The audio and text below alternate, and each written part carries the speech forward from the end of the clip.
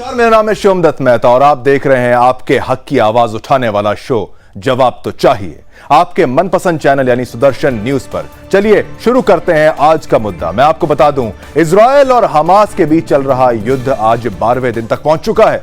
युद्ध में चाहे दुनिया कुछ भी कह रही हो, पर यह तो साफ है कि हमास का हाल जो है वो बिल्कुल भी ठीक नहीं है। अब हमास ने यह तक बोल दिया है कि अगर इजरायली फौज हो, चाहे इजरायली सेना हो, इजरायली वायु सेना हो, अगर वो बमबारी बंद कर दे तो वो बंधकों को छोड़ देंगे। हमास के एक वरिष्ठ अधिकारी ने कहा कि अगर इजरायली सेना गाजा पट्टी पर बमबारी बंद कर दे तो सभी बंधकों को वो तुरंत, जी हां, तुरंत वहां से रिहा करने के लिए तैयार है। पर ये देखिए, जब जो भुगत रहा है वही परेशान है। वो युद्ध को रोकने की बात कर रहे हैं, समझौते की बात कर रहे हैं, तो ईरान को इससे क्या परेशानी है? ये समझने वाली बात है। क्या कहीं ईरान भी तो हमास के जिहादियों की तरह ये नहीं चाहता कि गाजा में रह रहे मुसलमान मारे जाएं? क्या ईरान चाहता है कि उस इलाके को पूरी तरह से साफ कर दिया जाए, वहां के नागरिक मर जाएं, पर उनका जो प्रोपेगेंडा है, उनका जो मेन प्रोपेगेंडा है वो पूरा हो जाए, मकसद उनका पूरा हो जाए? ईरान के शीर्ष नेता आयतुल्लाह ने यह कह दिया है कि अगर यह बमबारी चलती रही, अगर यह जारी रही, तो दुनिया भर के मुसलमानों को रोकना मुश्किल हो जाएगा। एक बार फिर से धर्म के चश्मे से इसको देखा गया, उनको कोई नहीं रोक पाएगा, ऐसा वो कह रहे हैं। तो वहीं ईरान के विदेश मंत्री का यह कहना है कि युद्ध चलता रहा तो इजरायल का नक्शा बदल दिया जाएगा। धमकियां देखिए बड़ी बड़ी। लड़ाई इजरायल की हमास से है, फिलिस्तीन में बैठे हमास से है, पर हो हल्ला कौन कर रहा है? ईरान कर रहा है। अब क्या ईरान को कोई फायदा है इससे? क्या वो चाहता है कि इजरायल पर ये जो हमले हैं वो लगातार होते ही रहें और वो पूर्णतः बर्बाद हो जाए? और इस पूरी प्रक्रिया में अगर गाजा के कुछ लाख मुसलमान मर भी जाएं ईरान के लिए, तो ईरान का क्या जाता है इसमें? पर क्या है युद्ध में और ऐसा क्या क्या है जो आपके लिए समझना बेहद जरूरी है? और क्या हो रहा है मिडिल ईस्ट में, इसकी जानकारी तो हम लेंगे, लेकिन सबसे पहले देखिए हमारी ये खास रिपोर्ट।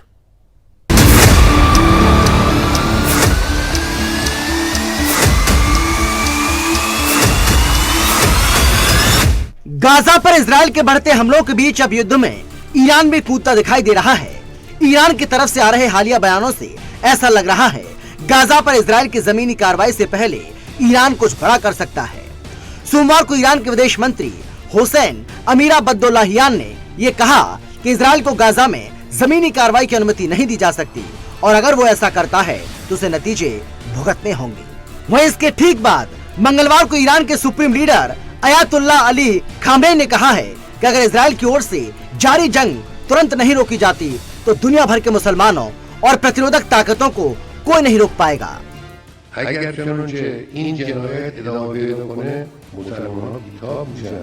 लेकिन वहीं दूसरी तरफ इजरायल और हमास की जंग के बीच अमेरिकी राष्ट्रपति जो बाइडेन इजरायल पहुंच चुके हैं। इस दौरे के जरिए अमेरिका और इजरायल अपनी ताकत दिखा रहे हैं। इजरायल के प्रधानमंत्री बेंजामिन नेतन्याहू ने तेल अवीव के बेंगुरियन एयरपोर्ट पर जाकर बाइडेन को रिसीव किया। मीडिया रिपोर्ट्स के मुताबिक अमेरिका हमास के नेताओं पर नए प्रतिबंध लगा सकता है। इजरायल अमेरिका से आर्थिक और सैन्य मदद की उम्मीद कर रहा है। इजरायल हमास से युद्ध लड़ने के लिए अमेरिका से 10,000 बिलियन डॉलर की मदद मांग चुका है। इजरायल चाहता है कि अमेरिका उसके पक्ष में आकर खड़ा हो जाए, साथ ही बाकी पश्चिमी देशों को भी इजरायल के समर्थन में लेकर आए। अमेरिका ने इजरायल को क्लीन चिट भी दे दी है। तेल अवीव पहुंचे जो बाइडेन ने इजरायल के प्रधानमंत्री बेंजामिन नेतन्याहू के साथ एक प्रेस कॉन्फ्रेंस को संबोधित किया। इस दौरान उन्होंने कहा कि कल गाजा में जो विस्फोट हुआ उसका उन्हें काफी दुख है, लेकिन उन्होंने अब तक जो कुछ देखा है उसके हिसाब से उन्हें नहीं लगता है कि ये हमला इजरायल ने किया है। अमेरिकी राष्ट्रपति जो बाइडेन ने नेतन्याहू से कहा है कि अल अहली बैप्टिस्ट अस्पताल में बमबारी आपकी नहीं बल्कि दूसरी टीम हमास ने की है।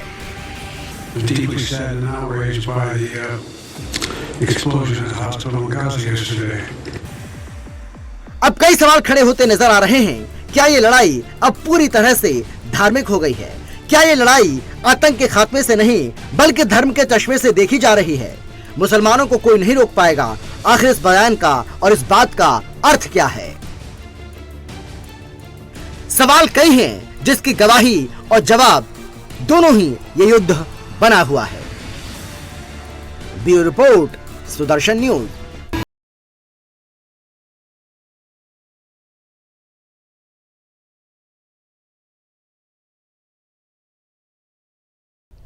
अब आप ये समझिए कि किस तरीके से एक भूमिका तैयार की जा रही है और किस तरीके से पूरा विश्व लगा हुआ है इस जंग में अपना किरदार निभाने के लिए। लेकिन अब ये सुनिए कि आखिर ईरान की क्या भूमिका इसमें रही, क्या कहा आयतुल्लाह ने और किस तरीके से एक भड़काऊ बयान उन्होंने सभी के सामने दे दिया है ईरान में। सुनिए जरा। अगर ये अपराध जारी रहे तो मुसलमान और रेजिस्टेंस फोर्सेस बेकाबू हो जाएंगे, उन्हें कोई रोक नहीं पाएगा। इजराइल और पश्चिमी देशों को इसकी जानकारी होनी चाहिए। अगर ये अपराध जारी रहे तो मुसलमान और रेजिस्टेंस फोर्सेस बेकाबू हो जाएंगे, उन्हें कोई रोक नहीं पाएगा। इजराइल और पश्चिमी देशों को इसकी जानकारी होनी चाहिए। अगर ये अपराध जारी रहे तो मुसलमान और रेजिस्टेंस फोर्सेस बेकाबू हो जाएंगे, उन्हें कोई रोक नहीं पाएगा। इजराइल और पश्चिमी देशों को इसकी जानकारी होनी चाहिए। अगर ये अपराध जारी रहे तो मुसलमान और रेजिस्टेंस फोर्सेस बेकाबू हो जाएंगे, उन्हें कोई रोक नहीं पाएगा। इजराइल और पश्चिमी देशों को इसकी जानकारी होनी चाहिए। अगर ये अपराध जारी रहे तो मुसलमान और रेजिस्टेंस फोर्सेस बेकाबू। बिल्कुल, देखिए हमने बार बार आपको ये बाइट सुनाई ताकि आप समझ पाएं किस तरीके से फिर से ये पूरा मुद्दा जो जमीन का मुद्दा है, जो इजराइल का मुद्दा है, हमास से लेकर उनके अस्तित्व की जो लड़ाई है उसको घुमा फिरा के ईरान वापस लेके आया है धर्म के मुद्दे पर। और ये जो प्रोटेस्ट हो रहे हैं, जो विद्रोह हो रहे हैं, खाली ईरान के भीतर नहीं हो रहे हैं, व्हाइट हाउस तक ये प्रोटेस्ट चल चुके हैं। आप देखिए तस्वीरें किस तरीके से हर तरफ विद्रोह किया जा रहा है, आवाज उठाई जा रही है। आवाज किसके लिए? फिलिस्तीनियों के लिए। और हमास को तो कई जगहों पर एक तरीके से आपको बताऊं मैं, गाजा के अंदर भी आतंकवादी संगठन नहीं माना जाता है। और एक समर्थन वहां पे, क्योंकि ढाल बना के जो हमास इस्तेमाल करता है आम लोगों का, रॉकेट्स फायर करता है रिहायशी इलाकों से, उसके बाद जब होता है हमला तो देखिए क्या होता है। अब जॉर्डन की तस्वीरें भी हम आपको दिखाते हैं।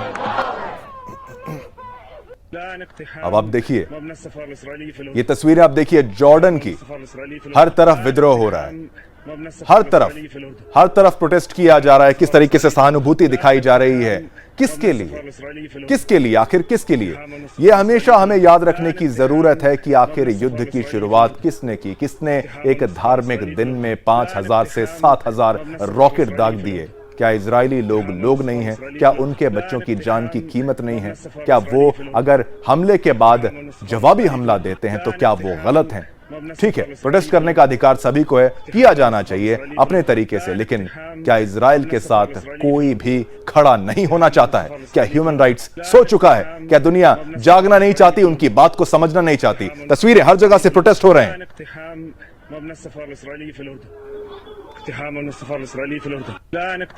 चलिए तो आप अब पूरी चर्चा को आप समझेंगे। इससे पहले मैं बता दूं कि ये पूरी भूमिका हमने आपको समझाई किस तरीके से, हमारी खास रिपोर्ट में भी, और दुनिया की तस्वीर मैंने आपको बताई किस तरीके से बाइडेन भी इस वक्त वहां पर मौजूद हैं, चर्चा की जा रही है किस तरीके से रॉकेट जो है वहां अस्पताल में दागने की बात है, उसको हम आगे और कवर करेंगे। पर मेरे साथ एक्सपर्ट्स का पैनल जुड़ चुका है। मैं स्वागत करना चाहूंगा एक्सपर्ट्स का जो मेरे साथ जुड़ चुके हैं। मेजर जनरल कार्की साहब और देवनाथ जी मेरे साथ हैं, रक्षा विशेषज्ञ दोनों हैं, और कर्नल टीपीएस त्यागी जी, वो भी। आपका भी बहुत बहुत स्वागत है, आप सभी ने समय निकाला।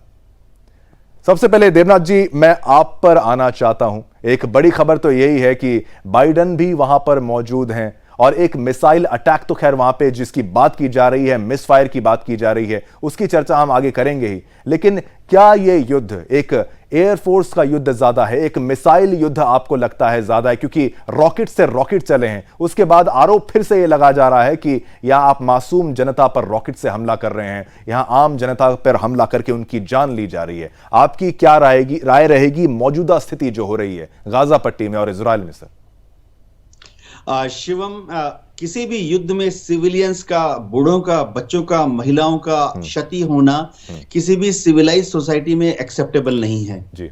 आज जो गाजा में अस्पताल पे एक रॉकेट गिरा, हमला हुआ, उसमें 500 डॉक्टर्स, नर्सेस, हॉस्पिटल स्टाफ और मरीजों की मृत्यु हुई, ये बहुत ही दुखदाई समाचार है। दुनिया में कोई भी सिविलाइज सोसाइटी इसको शह नहीं दे सकती, बढ़ावा नहीं दे सकती, इसका गंभीर भर्त्सना होनी चाहिए। सबसे अच्छी चीज ये रही कि प्रधानमंत्री मोदी जी ने आज जो ट्वीट किया, बहुत ही बैलेंस ट्वीट किया। उन्होंने फिर से दोहराया कि भारत इस मुश्किल की घड़ी में इजराइल के साथ है। भारत चाहता है कि आज जो हुआ इसकी जांच हो और जो दोषी है उनको कटघरे में खड़ा किया जाए, ऐसा होगा भी।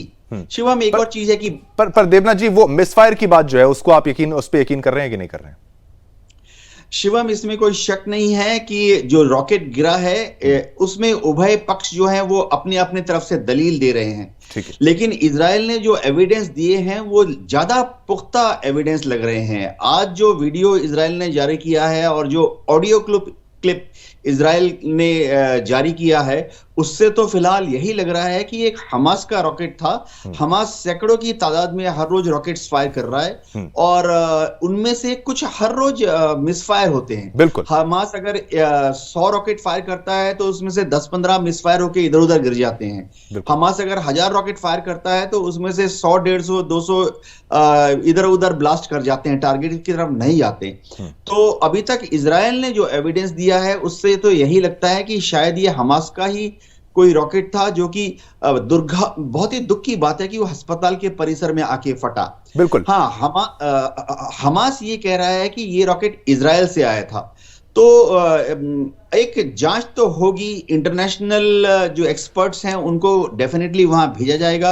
आमतौर पे जब भी ऐसा होता है तो इंटरनेशनल रेड क्रॉस और United nation human rights commission अपने एक्सपर्ट्स को भेज जाता है। उस रॉकेट के टुकड़े जरूर वहां मिलेंगे, अवशेष, और उसमें जो आरडीएक्स था या टीएनटी था उसकी जब जांच करेंगे तो पता लग जाएगा कि ये किस तरह का रॉकेट था। बिल्कुल देवनाथ जी, बिल्कुल बिल्कुल। जनरल कार्की साहब, मैं आप पर भी आना चाहूंगा। ठीक है, ये तो जो ब्रेकिंग न्यूज थी, जो महत्वपूर्ण न्यूज थी, उसके बारे में हमने चर्चा करी, किस तरीके से बाइडेन वहां पहुंचे। उन्होंने भी कहा कि उनको भी लगता है कि ये इजराइल के द्वारा नहीं किया गया होगा, क्यों कोई भी दुनिया की जो जिम्मेदार फौज है, मैं आपसे भी यही कहूंगा, वो ऐसी हरकत नहीं करेगी, चाहे आप भारत की फौज की बात करें, इजराइल की फौज की बात करें। लेकिन जो मुद्दा आज का महत्वपूर्ण मुद्दा यह है, ईरान बार बार इस जंग में क्यों कूद रहा है, क्यों आगे बढ़ रहा है, हिजबुल्लाह आगे आ रहा है, कभी बयानबाजियां की जाती है, फिर कहा जाता है मुसलमानों को रोक नहीं पाओगे अगर ये युद्ध चलता रहा, बमबारी करते रहे। हमास कह रहा है कि मैं बंदक को छोड़ दूंगा, आप बमबारी रोक दो। और यहां पर आयतुल्लाह कह रहे हैं कि अगर आप चाहते हैं बमबारी को ना रोकना तो आप बुला रहे हैं एक गुस्से को, बहुत सारे मुसलमानों को, जिनको कोई नहीं रोक पाएगा। यह धर्म का एंगल क्यों कार्की साहब?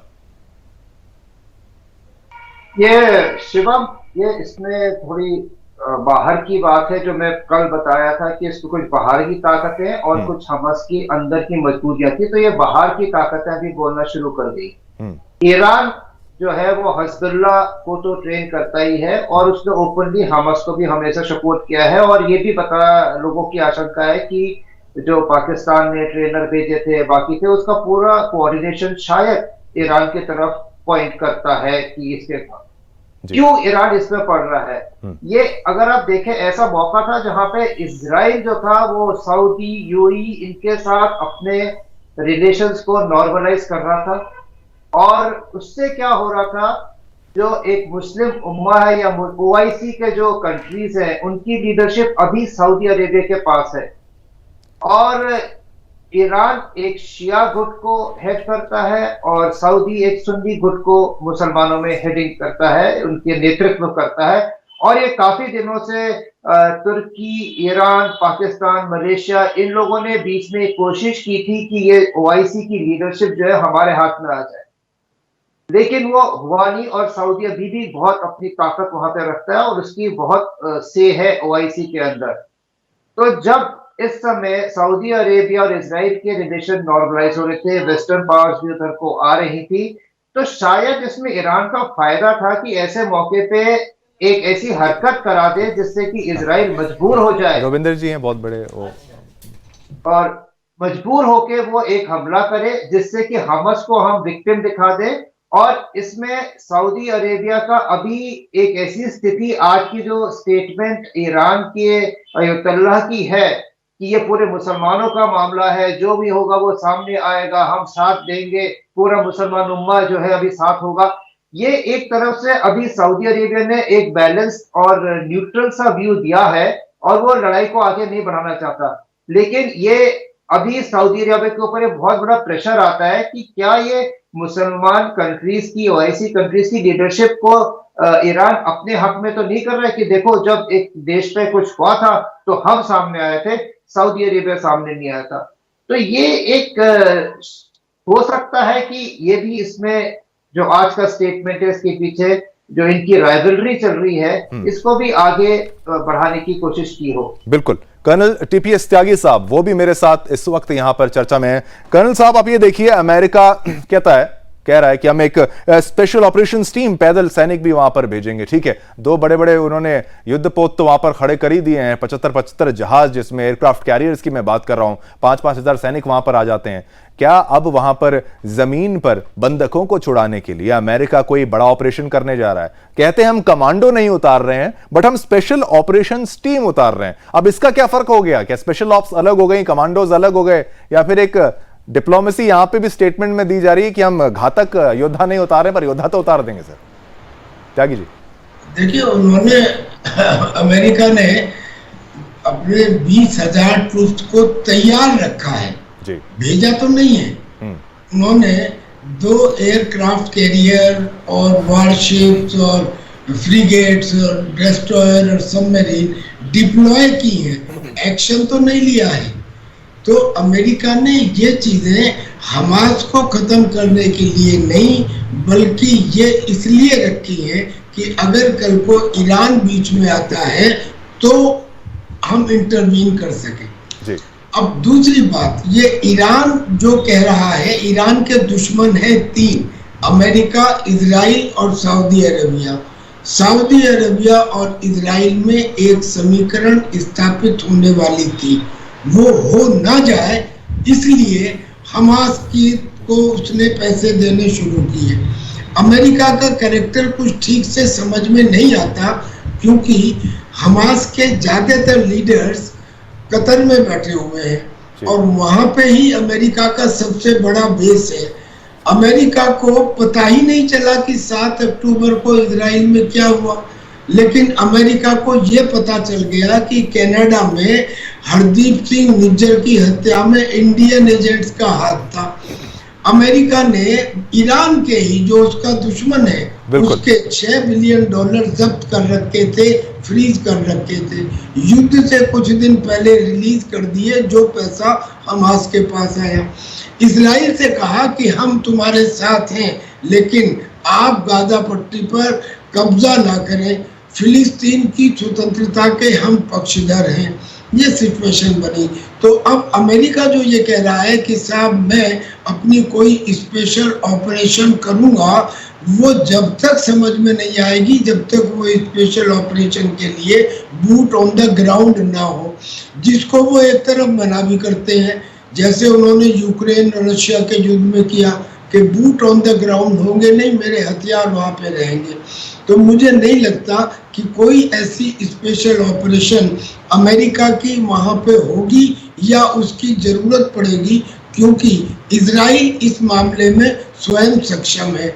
ये जितने लोग फिलिस्तीन की वकालत करते हैं, क्या इनमें से कोई फिलिस्तीनियों को लेने के लिए तैयार है? ये बहुत बड़ा मुद्दा त्यागी साहब आपने उठाया था कि वो जिस तरीके से निकी हेली ने बोला था कि मैं अचंभित हूं कि इतने लोग बात करते हैं, हिमायती बनने की कोशिश करते हैं, दिखाते हैं कि हम मुसलमान देशों के साथ हैं, मुसलमानों के साथ हैं, बट जब शरण देने की बात आती है तब कोई भी उनके साथ खड़ा नहीं होता। मैं 1 मिनट आपको रोकूंगा, यहाँ पर मेरे साथ रविंदर साहब भी मेरे साथ जुड़ चुके हैं, सचदेव हैं, वो एक जानकार हैं फॉरेन अफेयर्स के और आर्थिक कूटनीति के भी एक्सपर्ट हैं, इकोनॉमिक डिप्लोमेसी की भी जानते हैं, डिप्लोमेसी भी जानते हैं। एक और गेस्ट भी आएंगे। रविंदर साहब, एक आपसे सवाल ये है, कहां से आ रहा है पैसा? ईरान के पास कहां से आ रहा है, इजराइल के पास कहां से आ रहा है, और कब तक ये युद्ध इस तरीके से चलता रहेगा? बिना पैसे तो कुछ हो नहीं पाएगा ना सर, क्या कहेंगे? पहले रविंदर जी। इजराइल के पास तो पैसा है, वो हमें पता है, राइट। ईरान का भी अलग रखिए। जो बात होती है कि हमस के पास कहां से पैसा आ रहा है, राइट, उसके कुछ ऑफिशियली आ रहे हैं, उसको यूरोपियन यूनियन दे रहा है करीब 900 मिलियन यूरोस की एड। कतर ने $1 बिलियन की एड दी है ओवर द लास्ट 10 इयर्स और सो।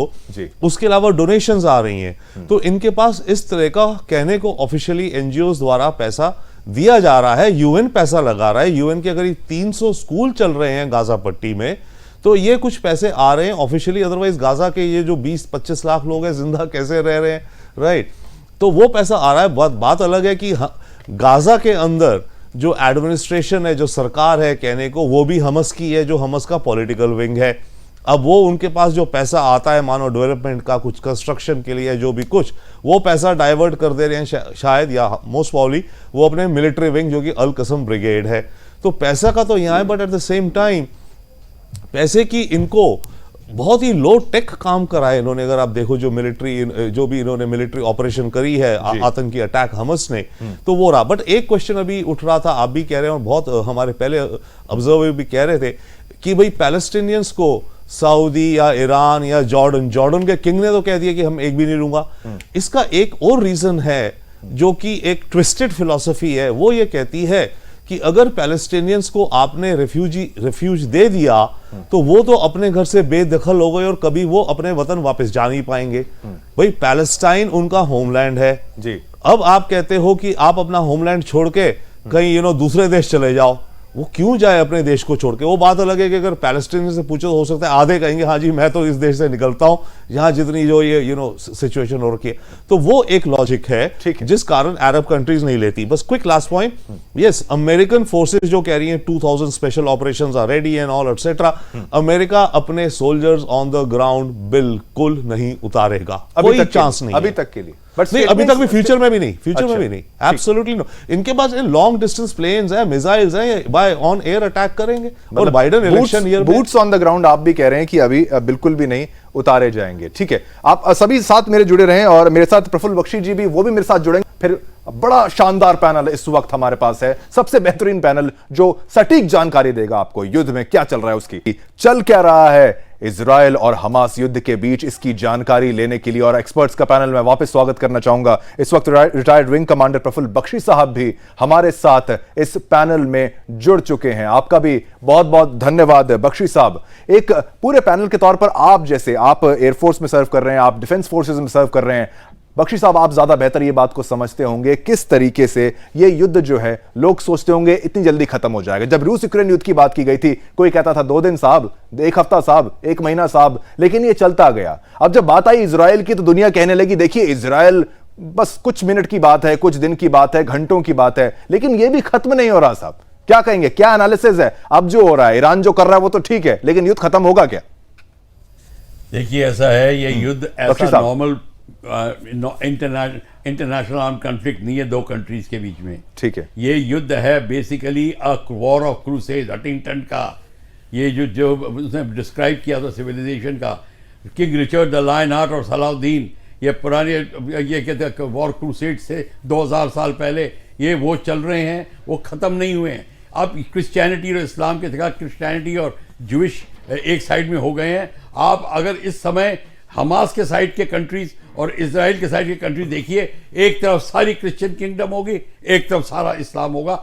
बेशक शिया सुन्नी भी अपना भेद भूल जाएंगे, ये कुर्द का क्या प्रॉब्लम ये भी भूल जाएगा। अभी इराक सोचने लगेगा कि अगर चीज़ ज़्यादा तूल पकड़ती है मैं कहाँ जाऊँगा। ईरान ऑलरेडी सोच रहा है, ये बैकआउट नहीं कर रहे जो हम सोच रहे हैं। हाँ, ये सोच रहे हैं बात आसानी से टल जाए तो ठीक है, ईरान भी यही सोचा, सब सोच रहे हैं। अभी देखिए सऊदी अरेबिया और इत्यादि के सबके अब माइंड चेंज होने लगे, ईरान को ब्लेम करने लग गए।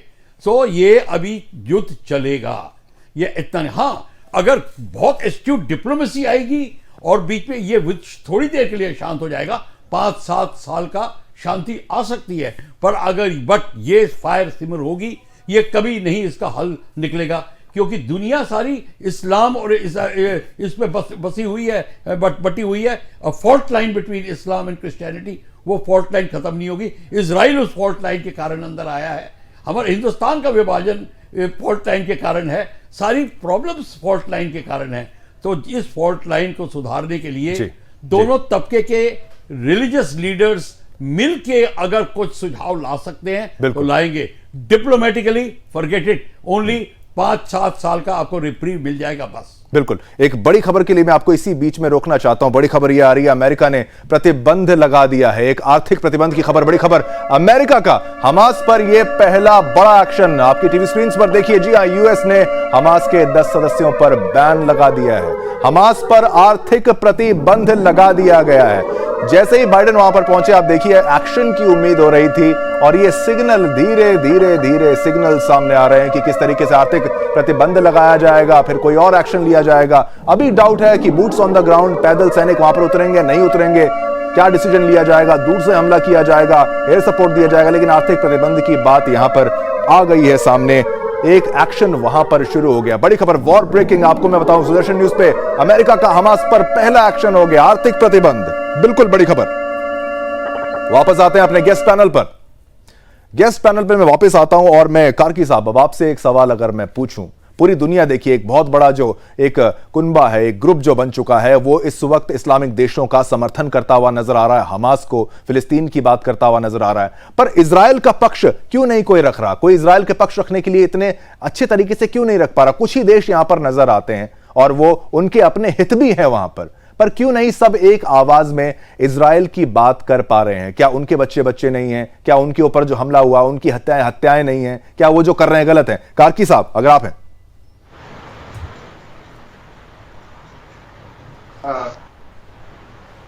जी शिवम, अगर आप मेरे को सुन पा रहे हैं बिल्कुल। तो इसमें ये जो अभी एक दो जो कुर्बे या दो गुट बन चुके हैं, उसमें जैसा कि बख्शी साहब ने भी समझाया था, एक क्रिश्चियन देशों का है जो वेस्टर्न डेमोक्रेसीज अपने को बोलते हैं, और दूसरा एक जो फिर मोहम्मदन या मुस्लिम देश है उनका बन चुका है। और इसमें जहां तक जो देशों ने इजराइल को अभी तक रिकॉग्नाइज नहीं किया है, जिसमें पाकिस्तान, इजराइल, ये लोग शामिल हैं, सॉरी ईरान, तो ये लोग तो अब तक खुल के सपोर्ट में आ रहे हैं।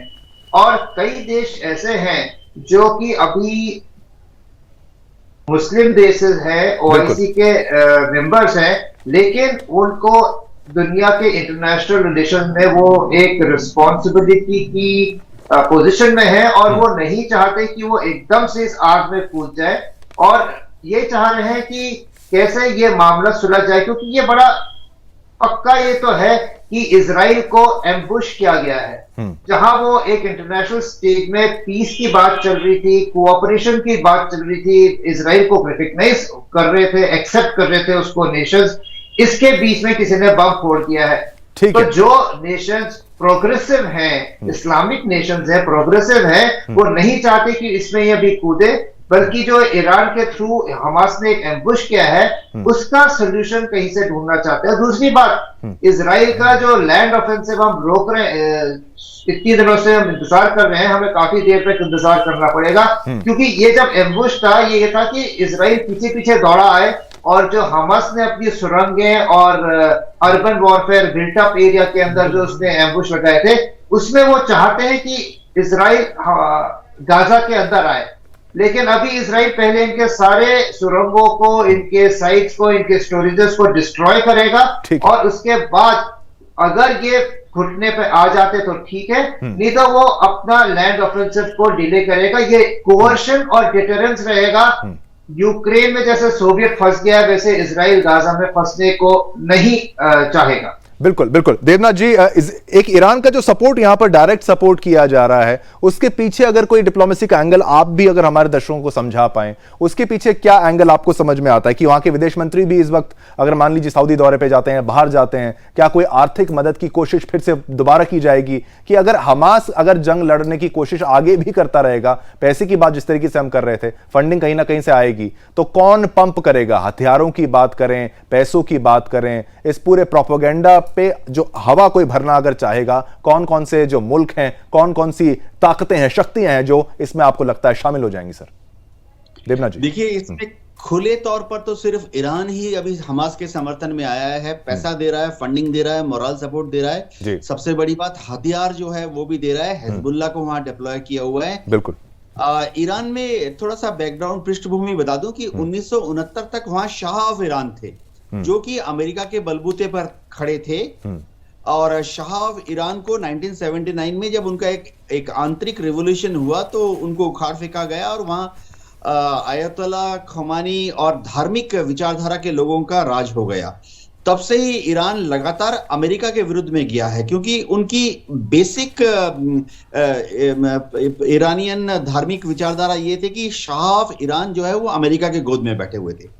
अब ईरान जो है वो इजराइल के विरुद्ध में गया, इसका एक बहुत बड़ा रीजन है कि ईरान और सऊदी हमेशा से ही कोशिश करते रहे कि वो मुस्लिम वर्ल्ड के लीडर बने जी। और Muslim World Organisation of Islamic Cooperation है, तो शिया सुन्नी एक गुट बन जाता है, और सऊदी जो है वो अपने को सुन्नी देशों का नेचुरल लीडर मानता है। तो ईरान ने भी बहुत कोशिश की कि वो शिया देशों का लीडर बन जाए। अब ईरान ने चुपके चुपके एक इजराइल के विरुद्ध में ये हिजबुल्लाह खड़ी कर दी, जो ईरानियन रेवोल्यूशन IRG जो है, ईरानियन रेवोल्यूशनरी गार्ड, वो ईरान की आर्मी का एक हिस्सा है। उन्होंने 2-3 चीजें की। एक तो उन्होंने ईरान से लेकर उत्तरी इराक से, सीरिया से, लेबनान से एक सप्लाई चेन बना दी जो कि हथियार देता है हमास को। दूसरी, ईरान ने एक सप्लाई चेन बना दी जहां पे ईरान से हथियार चलते हैं पर्शियन गल्फ के द्वारा, लाल सागर से होते हुए इजिप्ट के सिनाई डेजर्ट में पहुंच जाता है, और फिर वहां से वो सिनाई डेजर्ट से स्मगलिंग होके हथियार हमास तक गाजा पट्टी में चले जाते हैं। ईरान चाहता है कि हमास जो है वहां पर डोमिनेंट पावर बने, क्योंकि हमास अगर वहां पे डोमिनेंट पावर बनता है तो ये शुरुआत होगी पूरे विश्व में एक मुस्लिम ब्रदरहुड के कोर एसेट की तरह से। ईरान सोचता है कि मुस्लिम ब्रदरहुड जो है या मुस्लिम भावनाओं को पूरे विश्व में भड़काए, एकजुट करे, और उनको उनकी जो सामूहिक ताकत है उसका इस्तेमाल करके दुनिया भर के मुसलमान जो है एक संगठित मजबूत देश बने। बिल्कुल देवनाथ जी, एक मलाई खाने की कोशिश यहाँ पर मैं आपकी बातों से समझ पा रहा हूं किस तरीके से सारा जो क्रेडिट है वो लेने की कोशिश इस वक्त ईरान वहां पर करता हुआ मुझे तो नजर आ रहा है। और आपको मैं ये बताऊं कि त्यागी जी, अगर आप ये देखें कि किस तरीके से ये बात जग जाहिर है कि जो कट्टरपंथी सोच रखते हैं वो लोग अपने बच्चों को तो अच्छे से रखते हैं, अच्छे स्कूलों में भेजते हैं, बड़े बड़े कॉलेजेस में भेजते हैं, अच्छी पढ़ाई उनकी करते हैं, उनकी खातिरदारी ख्याल रखते हैं, उनको जरा खरोंच भी ना आ जाए। लेकिन जब बात गाजा के बच्चों की आ जाती है, उनको इतना कट्टरपंथी वहां पर बना दिया जाता है कि जब इजराइल मौका दे रहा है कि आप यहां पर चले जाइए, इस जगह मूव कर लीजिए, यहां पर पानी है, यहां पर सामान है, आपके रुकने की जगह की व्यवस्था हम कर देंगे, यहां पर हमें हमले करने, हम हमास से लड़ना है, लेकिन इतना जहर भर दिया गया है कि नहीं, हम नहीं हटेंगे, हम धर्म के लिए मर जाएंगे। ये कट्टरपंथी सोच क्या खाली गरीबों के लिए ही है क्या है? और खाली अमीर ही क्या बचते रहेंगे और अच्छे स्कूलों कॉलेजों में जाएंगे और बच्चे लड़ते रहेंगे धर्म के नाम पर? क्या कहेंगे? ये केवल वहां नहीं हो रहा, ये जहां जहां भी जिस देश में भी कट्टरपंथी मुल्ला है वो यही कर रहे हैं। जो अभी हमास के साथ में हो रहा है, क्या ये सच नहीं है कि हमास के बड़े बड़े लीडर कतर में हैं और वो 5 स्टार और 7 स्टार होटलों में रह रहे हैं, और अमेरिका को ये बात मालूम है, वहां पे अमेरिका का भी बहुत बड़ा मिलिट्री बेस है। क्या ये सच नहीं है कि हमास के और इन कट्टरपंथी लोगों को टर्की आश्रय देता है? टर्की के यहाँ भी इनकी मेहमान नवाजी होती है। इनके बच्चे, कुछों के बच्चे तो अमेरिका में पढ़ रहे हैं, कुछ हमास के लीडर्स के बच्चे अमेरिका में पढ़ रहे हैं, और गरीब जनता को या अपने जो इनके कार्यकर्ता हैं उन्हें ये पाठ पढ़ाते हैं कि नहीं, आपको लड़ना है और आपको जान देनी है, और वो बेचारे इसके अंदर फंस जाते हैं। और यही हुआ, और इनको कोई इंटरेस्ट नहीं है ना तो अपने उन लड़ाकों में और ना फलस्तीनियों में। इसका उदाहरण ये है कि जो घटना हुई है अस्पताल की, और जिसे ये बताया जा रहा है कि ये हमास ने की है, उस घटना के घटने से फायदा किसका हुआ? सबसे बड़ा फायदा उसमें हमास का ये हुआ, पहला कि काम वो करें, आक्रमण वो करें, बम वो डालें और इल्जाम आए इजराइल के ऊपर। बिल्कुल। और दूसरा बड़ा फायदा ये हुआ कि ये करने से मुस्लिम ब्रदरहुड इकट्ठा हो जाए, सारे लोग ये सोचकर कि ये इजराइल ने हमला किया, और ईरान इसके अंदर एक मुखिया बनने की कोशिश करे, पर क्या सऊदी अरेबिया और टर्की उससे मुखिया बनने देंगे?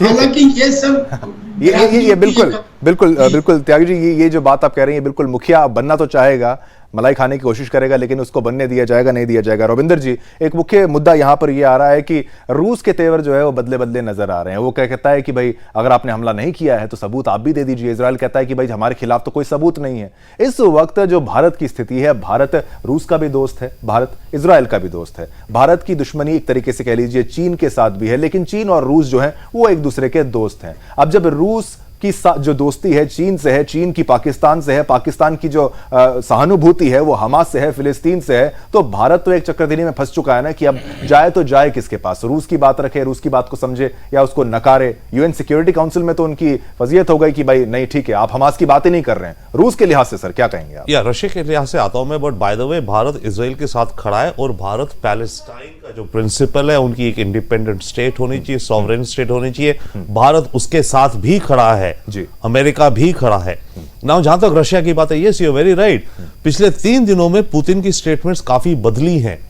ओके, तो अब जो पुतिन कह रहा है, I think see it's clear, Putin को दिख रहा है कि ये जो कॉन्फ्लिक्ट हो रहा है इसमें इजराइल एक तरफ है और अरब स्टेट, गल्फ स्टेट्स, देखिए इनके मोनार्क प्रेसिडेंट्स या जो भी कहें, यूएई के, सऊदी अरेबिया के से कि भाई हम इजराइल से चलो पीस करके प्रोग्रेस करना चाहते हैं, पर इनकी अवाम का जो पब्लिक ओपिनियन है वो पैलेस्टाइन मुद्दा, कीप असाइड हमस, पैलेस्टाइन मुद्दे को लेकर या आपके रिलीजन को भी लेकर के, पैलेस्टाइन के मुद्दे बट फर्स्ट को लेकर इनकी बहुत सहानुभूति है।